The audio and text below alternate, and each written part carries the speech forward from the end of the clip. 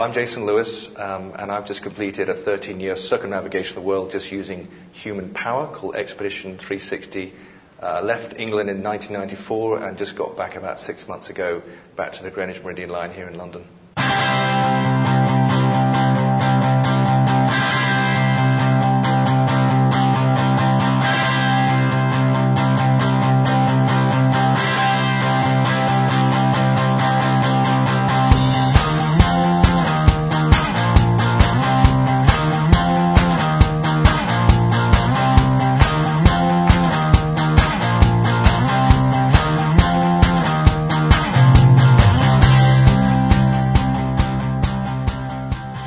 I think ever since I was a child, I've had these questions, these big questions, which have been sort of turning around in my head, which I've never found answers to.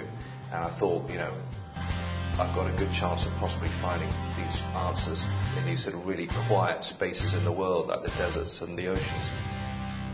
So the route that we took was, first of all, setting out from the Greenwich Meridian line here in London, cycling down to the south coast of England, pedalling our boat across the Channel to France, cycling down through France, Spain, Portugal, pedalling the boat across the Atlantic to Miami, rollerblading across the US to San Francisco, cycling down through Central America, had to come back because of the El Nino effect in '97, then pedal diagonally across the Pacific, from San Francisco, Hawaii, island hop to Australia, mountain bikes to hit the antipodal point, up to Darwin, pedalboat from Darwin to East Timor, kayak East Timor up through Indonesia to Singapore,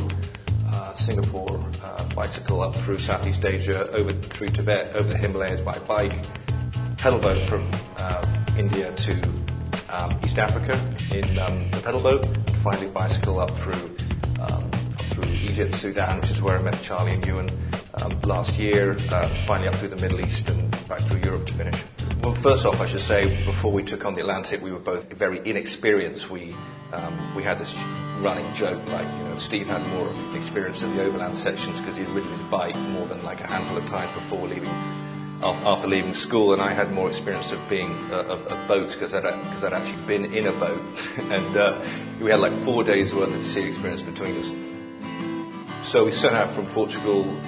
We think we had like 100 days worth of food or 97 days worth of food. We didn't really have enough food even, but we read books. We had done a yacht master's course, so we kind of knew how to navigate. But it was all in theory, And I remember that first day when we pedaled out from shore, the support boat went back because we were on our own for the whole crossing, and this blanket of silence just descended all around us, and of course the ocean's very quiet unless you're in a storm, and it was just a sudden realization, holy shit, now we have to go and do what we've been talking about.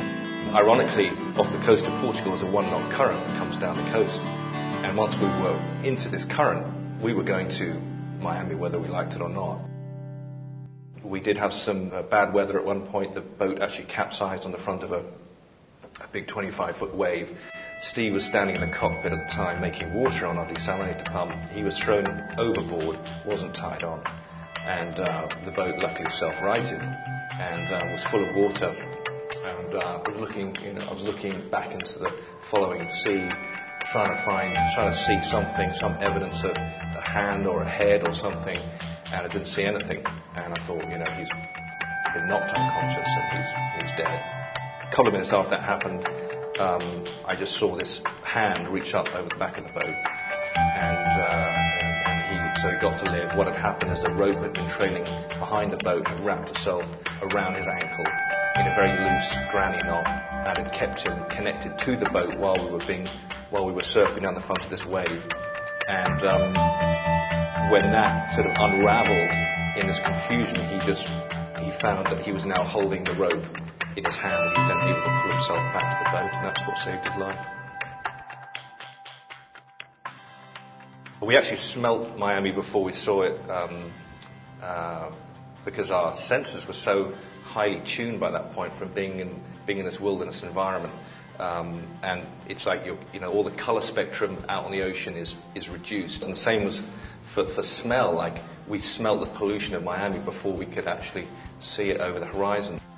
Having been in this sort of almost zen-like meditative state, and having to suddenly multitask again. You know, we were so used to just doing one thing at a time and doing one thing at a time well, like making a cup of tea, pedaling, almost sort of like this Zen-like kind of existence, which I found incredibly fulfilling. And now I'm suddenly back into this washing machine, like maelstrom of cars and noise and people running around, back into the rat race. And it took me about 5 days of just being stuck in a motel room, not being able to leave, to decompress and start to kind of wean myself back into society again.